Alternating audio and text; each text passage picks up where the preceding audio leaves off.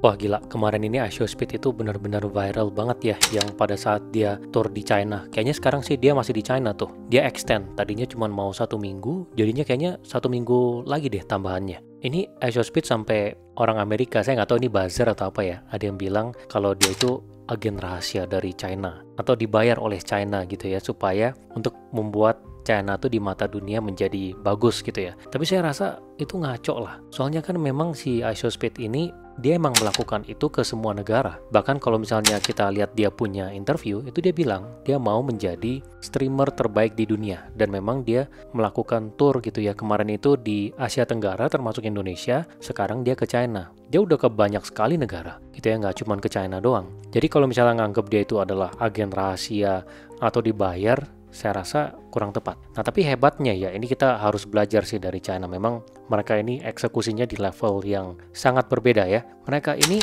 tahu kalau si iShowSpeed ini marketing gratis. Ya, jadi dia datang, dia liput, dia yang upload di sosial media, terus dia nggak cuman upload di YouTube doang. Kalau kalian perhatiin, dia tuh udah pakai tekniknya Andrew Tate ya. Saya nggak tahu nih nama tekniknya apa. Yang pasti dia upload di YouTube, dia punya live ya. Pada saat live ada jutaan orang nonton, dia upload, ada orang nonton, kemudian dipotong-potong jadi banyak klip, dia tembak ke semua sosial media. Makanya kalau misalnya kalian lihat di TikTok, di IG, di YouTube Shorts ataupun di Facebook ya, itu banyak sekali potongan videonya dia. Jadi ini memang strategi dari timnya si iShowSpeed. Nih kalau kita bayangin ya, di belakangnya nih pada saat dia melakukan live stream, ini ada tim yang memotong sejalan dengan dia melakukan live stream. Jadi tiap kali melihat ada titik yang bagus, itu dipotong, diedit, kemudian dikasih lagu, dipom-pom, ditembak ke semua sosmed. Ini tekniknya Andrew Tate. Jadi kalau influencer di Indo juga ada beberapa ya yang menggunakan teknik ini. Ini jangkauannya benar-benar besar sekali ya, nggak cuma di level puluhan juta, ini bisa sampai ratusan juta orang yang nonton. Jadi ini benar-benar massal. Makanya si China ini saya yakin dia sadar kalau ini adalah marketing gratis. Jadi makanya mereka support sekali. Jadi mereka itu kasih akses ke si Speed ya untuk live stream YouTube. Ya kita tahu kalau YouTube itu sebenarnya di-ban di China ya. Bagi kalian yang pernah ke China juga ini banyak sekali aplikasi luar negeri yang di-ban. Jadi mereka itu menutup ya dirinya mereka, di mana yang di dalam nih supaya bisa berkembang. Jadi YouTube dari luar ditutup, di dalam ada YouTube-nya sendiri. Terus di luar misalnya ada Google ya, itu dia tutup juga di dalam supaya ada Google-nya sendiri. Intinya banyak aplikasi yang di-ban, tapi pada saat si Speed datang ini di-open ya supaya bisa dengan mudah gitu ya, si Speed-nya nggak ribet. Kemudian mereka ini mengarahkan Speed untuk kasih lihat ke dunia apa yang mereka miliki. Ya misalnya Speed itu ada pergi ke daerah Shaolin ya, dia belajar kungfu tuh. Bener-bener tuh si Speednya sampai dia kayaknya pakai kayak masker gitu di atasnya ditutup jadi seakan-akan dia botak gitu ya. Terus dia langsung belajar kungfu gitu. Dan itu kasih lihat ke dunia tentang budayanya. Terus dari sisi teknologi dia juga kasih lihat gitu ya, ada mobil yang bisa berenang. Itu BYD punya tuh. Jadi dari darat masuk ke air dia bisa berenang. Si Speednya di atas teriak-teriak. Itu kalau kalian lihat video klip yang pendeknya, itu dipom-pom pakai lagu tuh kita lihat keren juga sih. Tapi intinya dikasih lihat semua. Sampai ada mobil yang joget, si Speed joget sama si mobilnya. Terus ada juga mobil yang terbang. Jadi di China ini memang mereka sudah masuk di tahap selanjutnya ya. Ini kayak cyberpunk gitu. Jadi ada mobil-mobil yang memang mereka ini kayak taksi udara gitu ya, kayak helikopter lah, tapi ini mobil gitu ya, mirip-mirip drone, bentuknya besar. Itu bisa transportasi kita dari satu tempat ke tempat lainnya melalui udara. Si Speed ada cobain untuk naik. Terus kota-kotanya dikasih lihat juga ya, kayak cyberpunk. Itu benar-benar dikasih lihat semuanya gedung-gedung tinggi, bahkan bukan di kota-kota yang utama ya. Ini biasa kan kita kalau mikir, oh mungkin di Beijing atau Shanghai doang. Ternyata di kota-kota lain semuanya juga gedung-gedung besar dan sangat megah gitu. Dan itu juga tentu buat si Speednya juga kaget ya. Mungkin dia juga nggak nyangka gitu. Karena kan selama ini kalau kita lihat di online, ya saya nggak tahu ini propaganda dari Amerika atau dari mana gitu ya. Banyak sekali yang mengucilkan China kan. Oh, China ini negara yang masih mundur. China ini sebenarnya nggak semaju itu. Dia cuma ciplak-ciplak doang. Ya terus dia bikin produk juga nggak ada yang bagus. Seperti itu. Tapi ini dibantah semua dengan satu si live streamnya dari si iShowSpeed. Jadi kita lihat teknologinya benar-benar maju semua. Mereka itu sampai live di TV-nya juga. Ya gila nggak tuh? Sampai di TV-nya live. Karena dia tahu ini momen yang penting. Membanggakan negaranya. Dan mereka bikin tiket ke China itu jadi murah. Kalau kalian perhatikan, tiket ke China, naik airline China, itu jadi murah. Kenapa? Karena dia tahu setelah viral, semua orang pasti pengen datang, pengen lihat gitu. Karena dia udah lihat dari si Speed, ngapain aja, bagian-bagian mana yang bikin mereka penasaran, orang-orang ingin datang. gitu. Makanya mereka bikin murah. Rugi pun mungkin nggak apa-apa ya, karena kan nanti orang ketika sampai sana mereka akan spending di sana, keluarin duit turis-turisnya. Dan bersamaan dengan ini mereka juga sebenarnya udah bikin ini free visa transit policy yang 10 hari. Jadi kalau misalnya transit di sana, itu free visa bisa 10 hari di dalam China. Dan ini luar biasa sekali ya, menurut saya ini sesuatu yang kita bisa pelajari lah. Mereka itu juga sampai puji iShowSpeed ya, dan mereka kasih apresiasi. Itu sampai ada layar yang kasih gambar. Dia bilang, thank you ya sudah kasih lihat China ke dunia gitu. Ya mereka bangga juga gitu ya, karena mereka bisa pakai momen ini, dan orang yang membantu mereka itu ya cuma satu orang ini, si YouTuber ini, si iShowSpeed. Saya nggak tahu tuh di Amerika apa mereka jadi benci si iShowSpeed atau enggak ya dari sisi pemerintahnya. Yang pasti China-nya jadi bangga dan orang-orang di dunia jadi tahu, oh ternyata China itu semaju itu. Dan ini sangat kontras sekali dengan ketika si iShowSpeed datang ke Indonesia. Pemerintah nggak gitu turun tangan. Ya mungkin di saat itu juga nggak ngeh gitu ya. Mungkin ada orang mungkin bilang, oh si iShowSpeed ini kan sudah ke negara-negara lain termasuk Indonesia. China melihat itu dan kemudian mempelajari. Jadi ketika si iShowSpeed datang, dia pakai momentumnya. Tapi sebenarnya kalau dipikir-pikir, si iShowSpeed pada saat ke Indonesia tuh di hari ke-1, hari kedua, kan itu lumayan viral ya. Seharusnya bisa tuh langsung gerak cepet, langsung pakai momentum itu. Kita lakukan hal yang sama, walaupun kita nggak bisa kasih lihat teknologi ya misalnya ya. Kita bisa kasih lihat pencak silat, iShowSpeed langsung ikutan pencak silat gitu latihan berapa hari misalnya. Atau misalnya dia dikasih makan makanan yang unik ya, seperti ulat sagu dari Papua. Nah itu kan menarik tuh ulat sagu. Dia makan, kan sesuatu yang unik tuh. Oh, ulat sagu ternyata nih dalamnya ada kandungan gizinya juga nih, walaupun seperti itu makannya mentah. Atau misalnya kasih dia diving di Raja Ampat. Nah itu kan nggak terjadi. Bahkan kalau nggak salah waktu itu dihadang. Dia mau pergi ke Papua, dihadang gitu kepergiannya sama pemerintah kita. Jadi sangat beda sekali. Padahal pada saat dia live stream di Indonesia, itu views-nya benar-benar tinggi. Ya sempet nge-live, itu yang nonton 1 juta orang. Itu kalau kalian waktu itu ikut nonton, itu gila banget. Dan kalian kalau misalnya sekarang lihat di YouTube channelnya si iShowSpeed, itu Indonesia, views-nya itu masih paling tinggi dibandingkan yang lain. Itu top, masuk top. Jadi waktu itu sebenarnya momennya bisa kita pakai ya untuk gedein Indonesia punya turisme.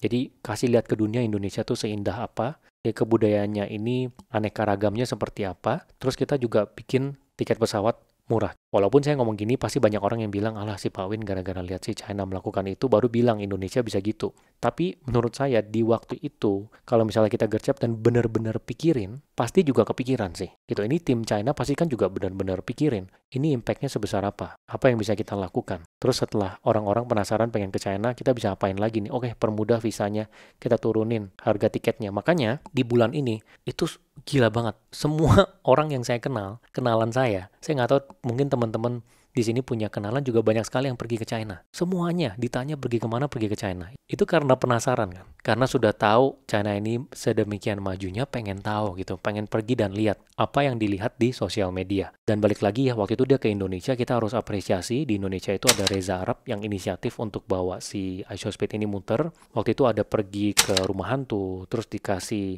main milih-milih cewek, kalau nggak salah saya nggak gitu inget ya, tapi kurang lebih seperti itu. Ya kalau misalnya ada pemerintah ikut andil di sana, pastinya bisa tuh si Reza Arabnya dikontak, oke yuk kita ke sini, saya bukain jalan, saya bukain akses ke sini. Nah waktu itu kan dia berusaha untuk sebisa mungkin, itu harus kita apresiasi juga. Dan iShowSpeed yang dipelajari di Indonesia apa? Ya mungkin kata-kata ya, minggir lu miskin sama santai. Itu dia masih pakai di mana-mana ya, kemanapun dia pergi masih dipakai sama dia. Dan kebetulan saya memang juga baru balik dari China ya, dari Shanghai dan juga Hangzhou. Itu saya juga merasa perbedaannya jauh sekali. Saya 10 tahun lalu pergi sama sekarang itu jauh sekali. Semuanya udah pakai non-cash. Di sana udah nggak ada yang pakai cash ya, bahkan pengemis pun juga dia kasih krisnya yang untuk kita scan. Dan kita mau naik kereta, kita mau naik bus, kita mau bayar taksi, mau makan segala macam semuanya udah non-cash. Walaupun ini udah lama ya, tapi ini kan saya udah 10 tahun nggak ke sana. Terus di sana juga udah pakai robot ya, di hotelnya saya itu juga pada saat kita pesan GoFood atau GrabFood-nya di sana, itu yang nganter robot. Jadi robotnya itu di lantai bawah, di lobi, si ojolnya kasih ke robotnya, robotnya nganter ke kamar, ya liftnya terbuka sendiri, robotnya masuk, robotnya ke kamar, nganter makanannya. Jadi memang sudah canggih ya. Terus ada juga drone delivery ya. Ini saya nggak pakai ya. Saya kebetulan di sana nggak ke daerahnya. Ada daerah tertentu yang kita kalau pesan makanan itu yang nganter drone. Ada daerah drone-nya yang buat nganter makanannya. Jadi memang si China ini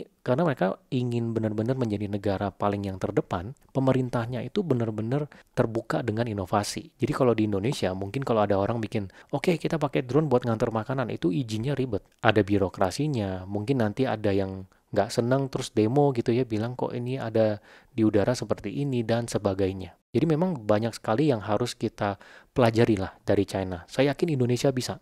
Ya saya yakin sekali. Cuman memang kita harus lebih jeli aja melihat hal-hal seperti ini dan eksekusinya harus jauh lebih baik. Dan sekarang ya, kalau ini saya lihat ya, ini dari sejak iShowSpeed live stream 2 minggu ini di China, itu mematahkan propagandanya Amerika ya. Jadi kan banyak sekali yang bilang China ini nyiplak produk yang nggak bisa bikin sendiri sesuatu yang baru inovatif. Ternyata kita lihat di 2 tahun terakhir, ini gila-gilaan. Mobilnya itu yang paling canggih mestinya di dunia. Tesla bisa nggak muter di tempat? Tesla bisa nggak di air? Tesla bisa nggak joget? Ya walaupun mungkin ada fungsi yang nggak terlalu digunakan gitu ya, kayak yang joget kan nggak terlalu ya. Tapi banyak sekali inovasinya gitu. Dan ini kita nggak bicara cuman mobil ya, bahkan sampai di robot pun robotnya udah jauh lebih bagus dari robotnya si Tesla gitu. Dan jujur saya pribadi ya, kalau misalnya kepikiran suatu bisnis mau lihat ide-ide baru yang inovatif, itu saya referensinya pasti ke China. Saya akan cek aplikasi Douyin. Jadi China itu dia bedain ya, aplikasi dalam negerinya TikToknya namanya Douyin, luar negeri global namanya TikTok. Itu saya selalu buka Douyin. Dan kalau misalnya kepikiran aplikasi, saya juga downloadin tuh aplikasi di China. Apa yang mereka kepikiran yang kita kira-kira bisa adopsi? Itu banyak sekali ya. Bahkan di level e-commerce yang kita kalau misalnya beli belanja di Tokopedia, di Shopee di sini, di sana kan ada yang namanya Taobao gitu ya. Itu juga banyak sekali inovasinya. Kalau kita perhatiin secara detail gitu ya. Sampai di level kalau misalnya live stream, ada jual baju, kita tahu ukurannya kita, itu kita bisa pilih dan kelihatan kita kalau pakai bajunya seperti apa. Banyak sekali hal detailnya. Jadi saya rasa memang China ini sudah menjadi inovator sekarang ya. Memang kalau kita baca buku tentang inovasi ya, mungkin di sini kalian banyak yang baca buku inovasi juga. Memang jalur menuju inovasi salah satunya adalah menciplak. Awalnya kita ciplak dulu, ya amati, tiru, modifikasi, amati, tiru, modifikasi. Lama-lama ketika sudah terbiasa, baru dari sana kita kembangkan. Itu yang terjadi sama China dan juga Korea. Ya Korea kalau kalian lihat itu juga gila, sama juga dari sisi inovasinya. Dia dari sisi dia punya teknologi ya, kayak misalnya dia punya handphone, itu mungkin dulu dia amati, tiru, modifikasi.